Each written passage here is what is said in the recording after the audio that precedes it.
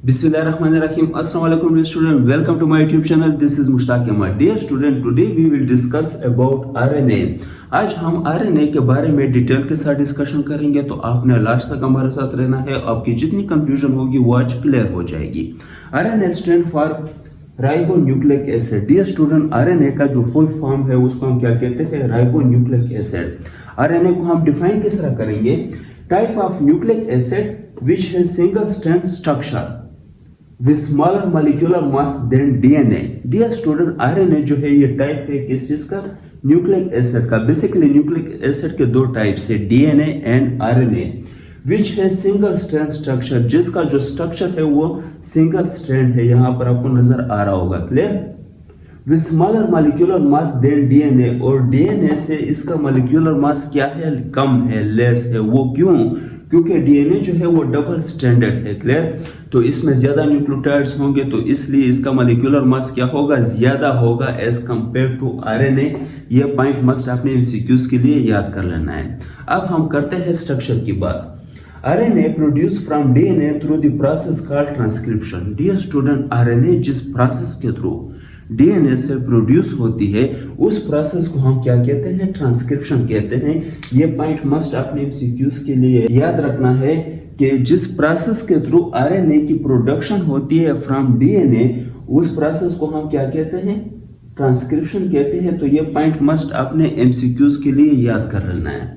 Next, mostly present in cytoplasm और throughout the cell. Dear student, ये mostly cytoplasm में आपको मिलेगी, क्लियर? यानी ये राइबोसोम में भी प्रेजेंट होती है, साइटोप्लाज्म में भी प्रेजेंट होती है। इसके अलावा क्लोरोप्लास्ट के स्ट्रोमा में, माइटोकॉन्ड्रिया के मैट्रिक्स में भी ये प्रेजेंट होती है, और इसके अलावा ये न्यूक्लियस में भी होती है। तो ये क्या है? थ्रू आउट द सेल भी ये प्रेजेंट होती है, और साइटोप्लाज्म में भी ये प्रेजेंट होती है, क्लियर?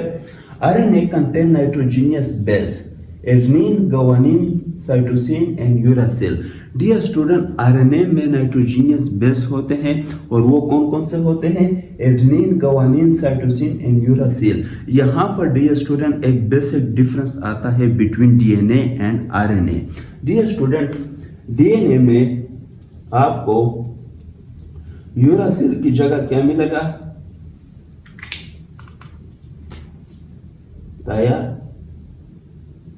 Mean, clear?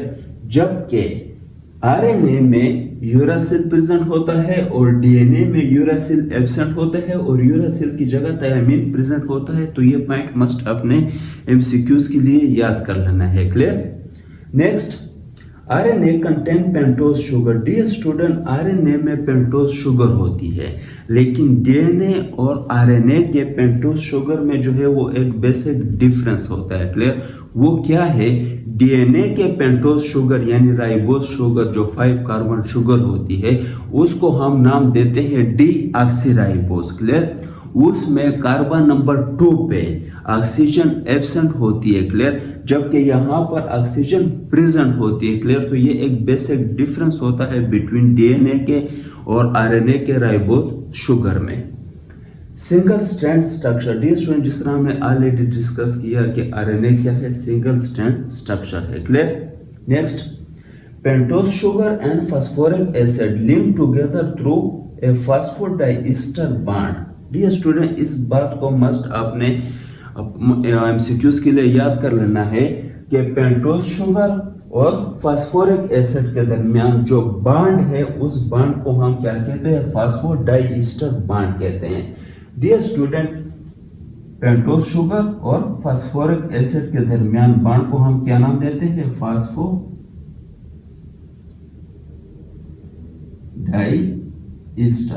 और डियर स्टूडेंट, ये बॉन्ड जो है जो फास्फोरिक एसिड ने बनाया है पेंटोज शुगर के साथ, इस बॉन्ड आता है इन दो न्यूक्लियोटाइड्स को। ये एक न्यूक्लियोटाइड हो गया और ये दूसरा न्यूक्लियोटाइड हो गया। तो इन दोनों न्यूक्लियोटाइड के लिंकेज जो है वो कौन बनाता है? फास्फोरिक एसिड बनाता है। इसलिए इस बॉन्ड को हम क्या कहते हैं? फास्फोडाइस्टर। डाई मींस 2, यानी कि दो न्यूक्लियोटाइड वापस में लिंक है। और किसकी वजह से लिंक है? फास्फोरिक एसिड की वजह से। इसलिए इसको हम क्या कहते हैं? फास्फोडाइस्टर कहते हैं। नो डियर स्टूडेंट, ये है स्ट्रक्चर। इस स्ट्रक्चर में आपको पेंटोज शुगर मिलेगी, 5 कार्बन शुगर, क्लियर?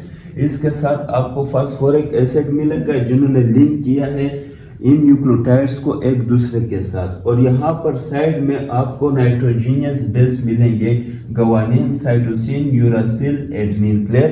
तो ये पॉइंट मस्ट आपने, ये स्ट्रक्चर मस्ट आपने याद कर लेना है कि एक साइड पे क्या होते हैं, नाइट्रोजीनियस बेस होते हैं, दरमियान में पेंटोज शुगर होती है, और इस पेंटोज शुगर को जो चीज लिंक करती है उसको हम क्या कहते हैं, फास्फोरिक एसिड। और इन्होंने जो बॉन्ड बनाया है उस बॉन्ड को हम क्या नाम देंगे, फास्फोडाइएस्टर। तो ये पॉइंट मस्ट आपने याद कर लेना है। अब हम डियर स्टूडेंट टाइप्स की बात करते हैं और साथ में हम इसको डायग्राम के जरिए क्लियर करते हैं। डियर स्टूडेंट आरएनए को बेसिकली हम 3 टाइप्स में डिवाइड करते हैं। क्लियर? इसके अलावा और भी इसके टाइप्स है, लेकिन जो आपके कोर्स के मुताबिक है वो मेजरली हम इसको 3 टाइप्स में डिवाइड करते हैं। First one is messenger RNA, second is ribosomal RNA and third one is transfer RNA.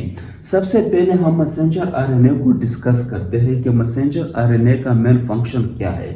Dear student, messenger RNA bring message from DNA to ribosome for protein synthesis।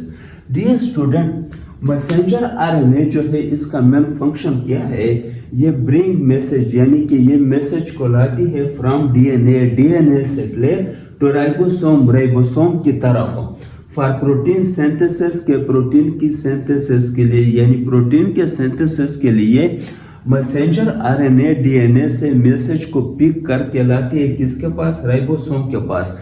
Ribosome के हमने main function discuss किए थे कि ribosome का main function क्या है, वो protein synthesis है। नो डियर स्टूडेंट, राइबोसोम में जो है वो प्रोटीन सिंथेसिस होती है। क्लियर? और प्रोटीन सिंथेसिस इस तरह होती है डियर स्टूडेंट, यहाँ पर जो मैसेंजर आरएनए है वो मैसेज लाती है किसी डीएनए से किसकी तरफ, राइबोसोम की तरफ, और यहाँ पर प्रोटीन की सिंथेसिस होती है। डियर स्टूडेंट, यहाँ डायग्राम में हम देखते हैं, यहाँ डायग्राम में ये क्या है, सेल है। क्लियर? और यहाँ पर ये क्या है, साइटोप्लाज्म।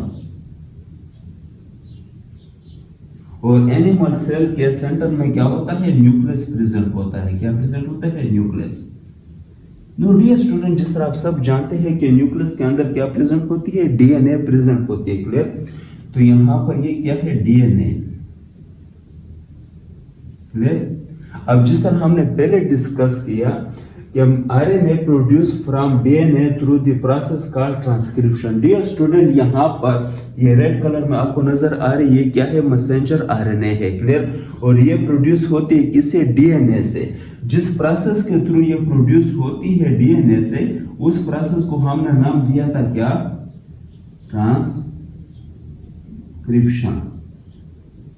क्लियर? अब यहां पर मैसेंजर आरएनए जो है वो प्रोड्यूस हो गई डीएनए से। अब ये मैसेंजर आरएनए जो है ये मैसेज लाएगी किसके पास, राइबोसोम के पास। यहां पर 2 यूनिट्स है राइबोसोम के, एक लार्ज सब यूनिट है और दूसरी स्मॉल सब यूनिट है। क्लियर? तो राइबोसोम के पास ये मैसेज लाएगी। क्लियर? और यहाँ पर राइबोसोम के पास ये जब मैसेज आएगी, क्लियर, तो यहाँ पर राइबोसोम जो है वो प्रोटीन की सिंथेसिस स्टार्ट करेगा। Clear? Amount 3 to 5%। Dear student, ये पॉइंट मस्ट आपने एमसीक्यूज के लिए याद कर लेना है कि मैसेंजर आरएनए का जो अमाउंट है, क्लियर, जो मिकदार है वो कितना है, 3 to 5%। इसके टाइप्स कितने हैं, depend on the protein synthesis. Dear student, इसके जो अकसाम है, जो टाइप है, वो डिपेंड करता है प्रोटीन सिंथेसिस पे। यानी जितने टाइप के प्रोटीन बनते हैं तो उतने ही टाइप के मैसेंजर आरएनए जो है उनके टाइप्स होते हैं। डियर स्टूडेंट, अब हम बात करते हैं नेक्स्ट राइबोसोमल आरएनए की।